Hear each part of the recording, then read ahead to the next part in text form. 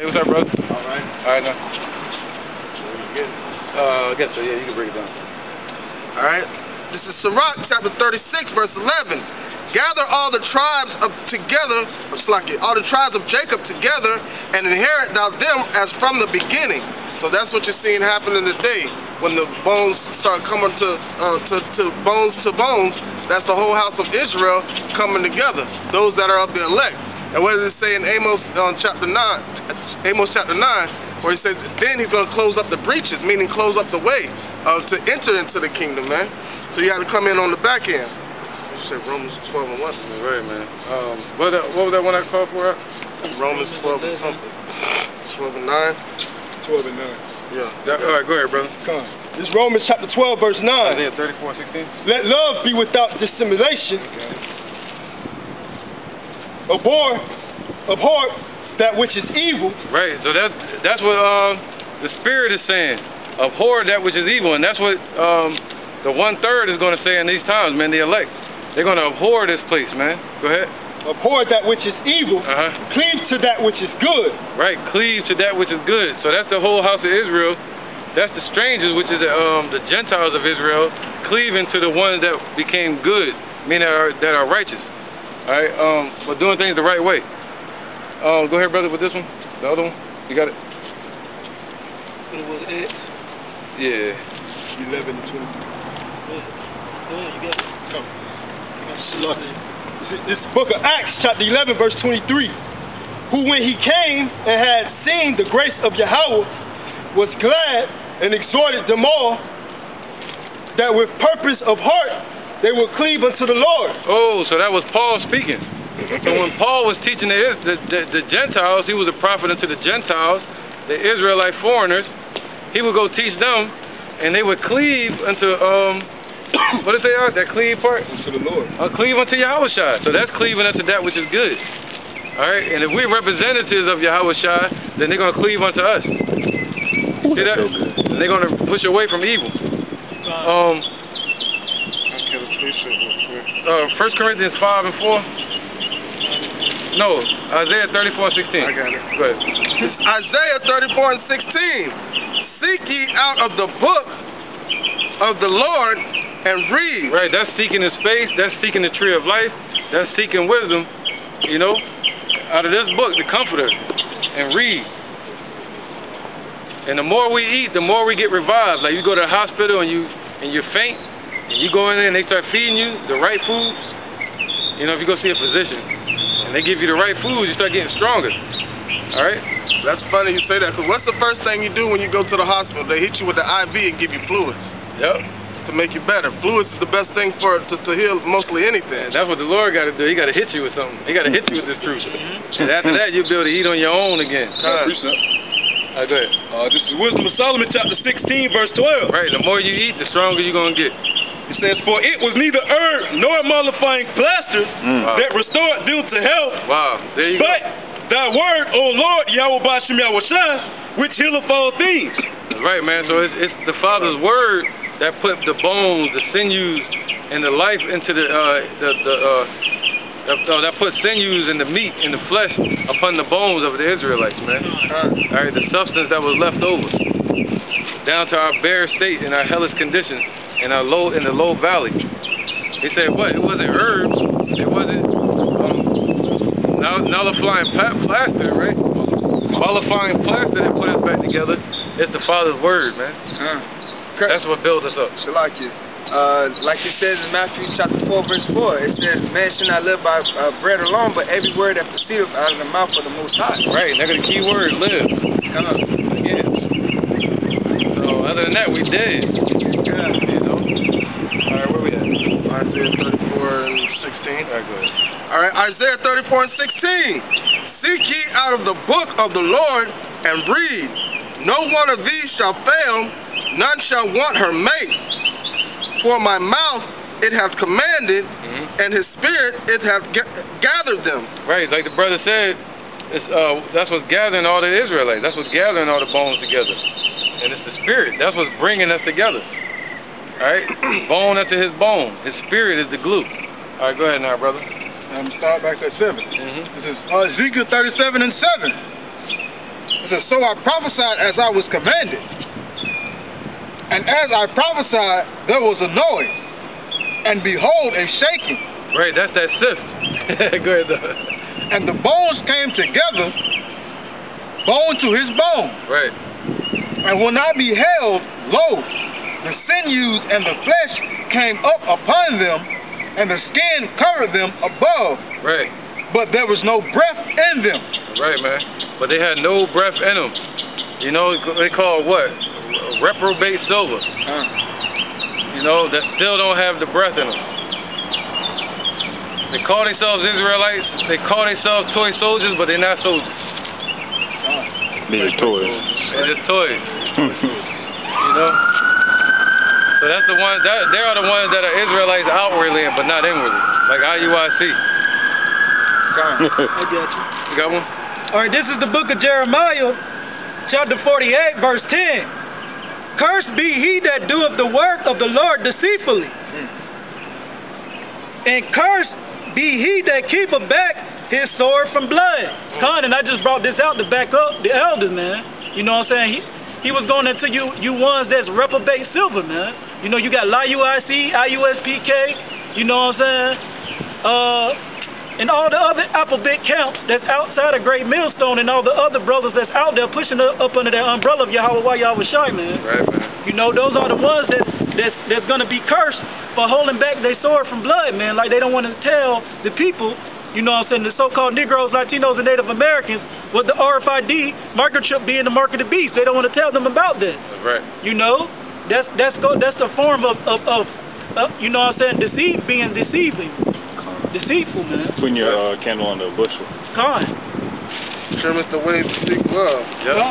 That's right. That was it on that? Okay. Let's keep going. Verse 8. This is Ezekiel 37 and 8. That's a good point, though. Appreciate you bringing it. And when I beheld, lo, the sinews and the flesh came up upon them, and the skin covered them above, but there was no breath in them. Right. Verse 9. Then he said unto me, prophesy unto the wind. Right. And we prophesy unto the wind. Like, ain't nobody out here right now, really. There's people walking around, you know, but sometimes it's better like this, man. We prophesying unto the wind, still bringing the Father's vibration into this world, into this matrix, into this earth. Speaking it into existence. Speaking it into existence, man. All right. Keep going. My bad. Hosea 4 and 6.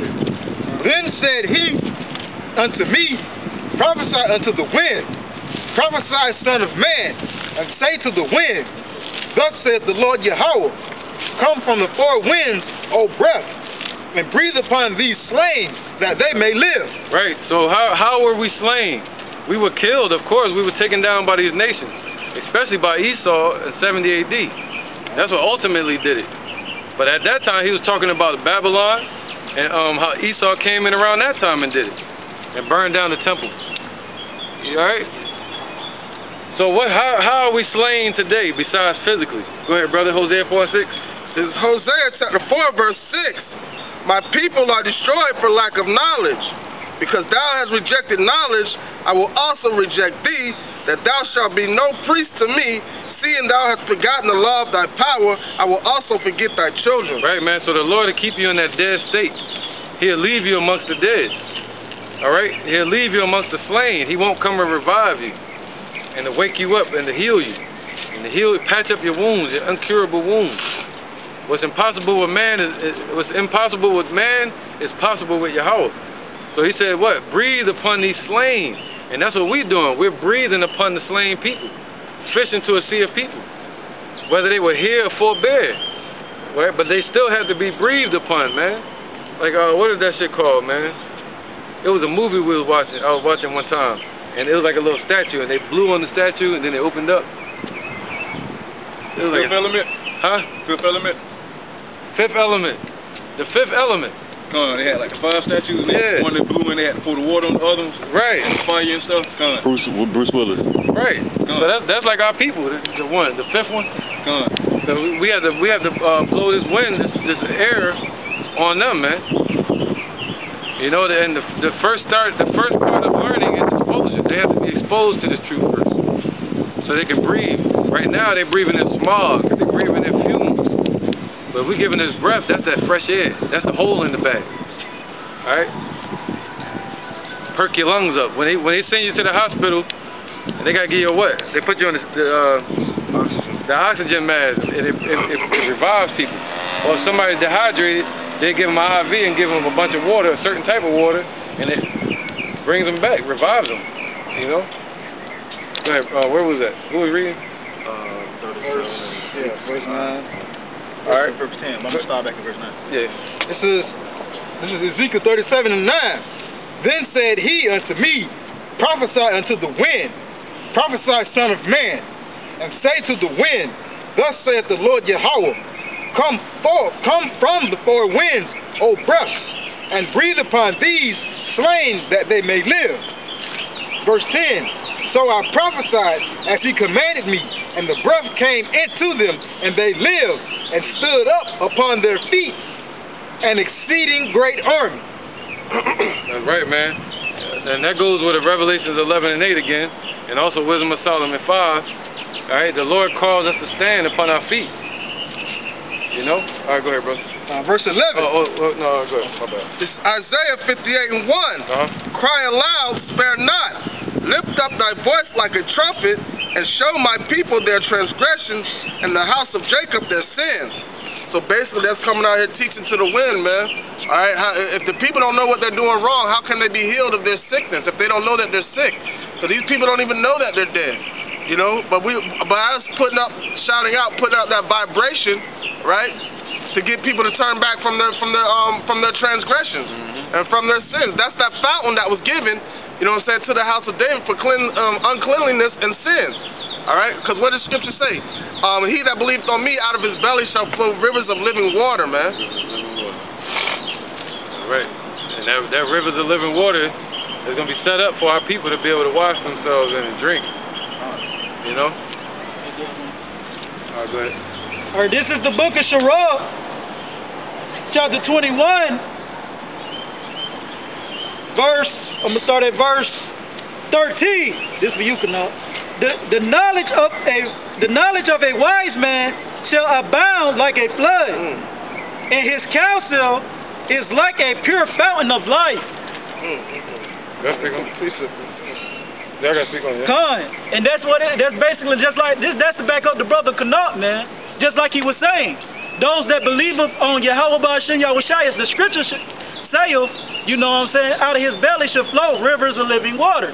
You know what I'm saying? Just like the elder was saying, for our people can wash themselves in, man. You know what I'm saying? They can wash themselves up and clean themselves up and know what their illnesses are and the remedy for it, which is these scriptures. Right. That's why he say what? A fountain was going to be laid open for the house of Israel. You know, and that's what he's setting up. This is the fountain for them to come and cleanse themselves. Yeah, man. Wash they feel. That's right. Get a drink. That was it. Let's keep on. This is Ezekiel 37 and 11. Then he said unto me, Son of man, these bones are the whole house of Israel. Behold, they say our bones are dried. Right, that's in Malachi, ain't it? Where you talk about Israel and Esau? Esau have I hated? Something like that? See, I got it. Yeah, let me This is Malachi. Let me know you got it. Go ahead and read that again. Okay. This is Ezekiel 37 and 11. Right. Then he said unto me, Son of man, these bones are the whole house of Israel. Right, so we know when Ezekiel's talking about the bones, that's how you know the scriptures are written in parables, man. It's poetic. He said the bones are the whole house of Israel. Go ahead. Behold, they say our bones are dried, and our hope is lost. We are cut off for our parts. Right. So that means for our parts. That means what that means is completely cut off.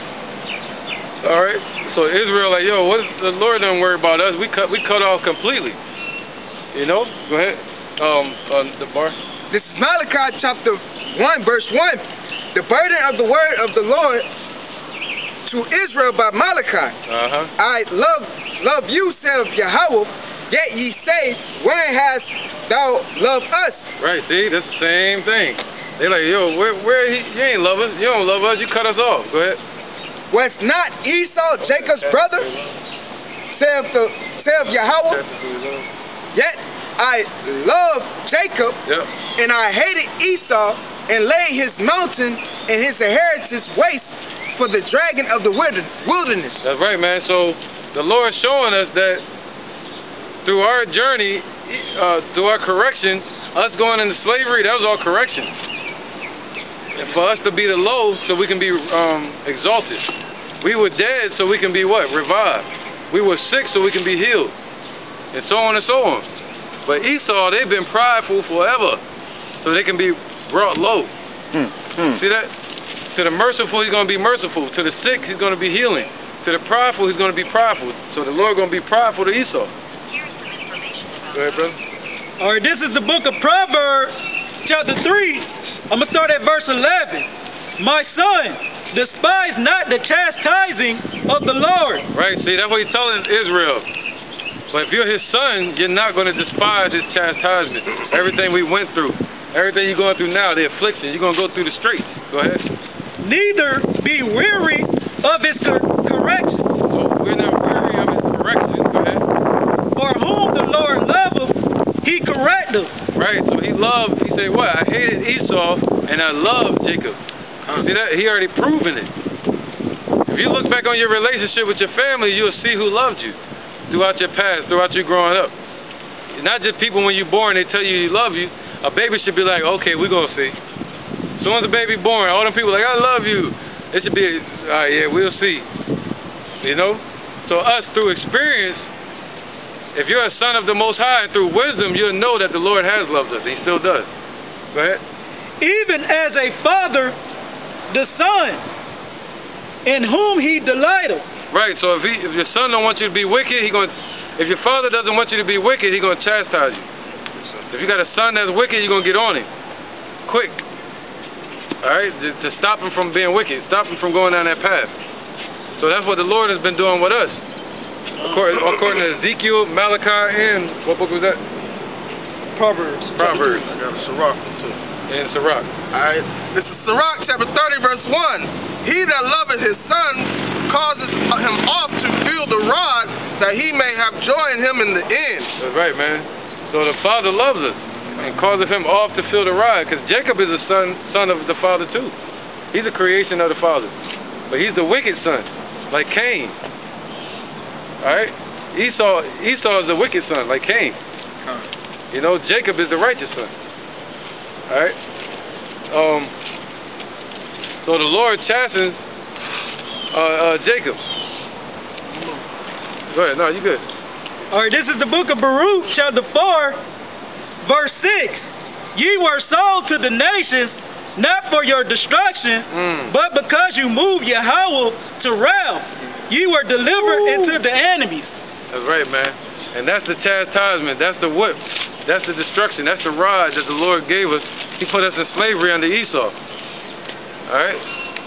But the Lord said what? We went into slavery not for what? Our destruction. Not for our destruction, but for chastisement, because the Lord loves us, man. To correct us. And to put us in a position of hope. To be delivered from the mystery of iniquity. The devil. So-called white race, Caucasians, man. The wicked seed. The wicked son. You know? Real quick, if I may, Babak Shah, Yahweh Ba'ashem Yahweh Shai is whipping stick. That's it. That's it. That's all they are. That's all they are, man. All right, so let's get back to Ezekiel. This is Ezekiel 37 and 11. I'm going to start back at 10. Go out of two, man.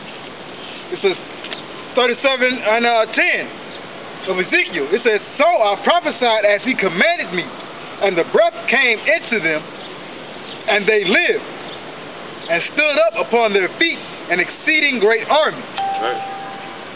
Then he said unto me, Then he said unto me, Son of man, these bones are the whole house of Israel. Yep, ain't no world in that.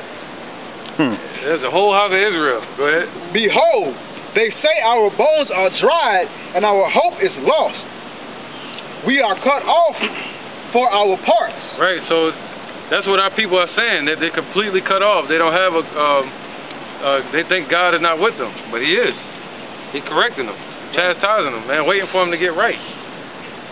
If not, they're going to remain in the congregation of the dead.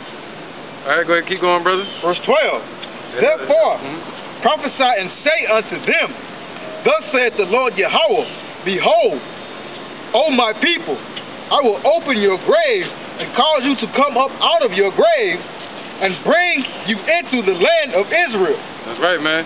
So the Lord basically going to take us out of that what? That dead state. You know, and that's through what? Salvation. Let's say, who is this that flies doves to their windows? Oh, I ain't get it. I just speak on it. They say, who is this that flies doves to their windows? So that's talking about the 144,000 and the 1/3. Who he's going to take up from this earth, out of their low state, and exalt us, man. Psalms 91. That's going to happen. He's going to lift us up. All right? And take us out of our graves, man. And the graves represents what? A dead state. Somebody get that grave right there in Ezekiel 37? Ezekiel 37 and 13. I got it. You got it? This is Ezekiel chapter 37 and 13. Oh, no, the word grave. No, the water too, man. He's ready. He's ready. Yep. 37, 13. I got to fix up real quick while they're looking for it. All right, this is 1 Samuel chapter 2, verse 7. The Lord maketh poor and maketh rich. He bringeth low and lifteth up. He raised up the poor out of the dust and lifted up the beggar from the dunghill to set them among princes and to make them inherit the throne of glory. For the pillars of the earth are the Lord's, and He hath set the world upon them. That's right, man. That's just clear. That don't have to be broken down, you know. He's going to raise us up out of the dunghill. You know, He put Esau up above us. And that's in Deuteronomy. And He put us low. But now He's going to lift us up high and put Esau down low. All right, that's lifting us up out of our graves. Yep, to give us that wisdom first. Oh, go ahead, bro. This is the definition of grave. It says a sepulcher, grave, a sepulcher, a tomb. Right, so it'd be like what? Sheol? Sheol? Got Let me see the word.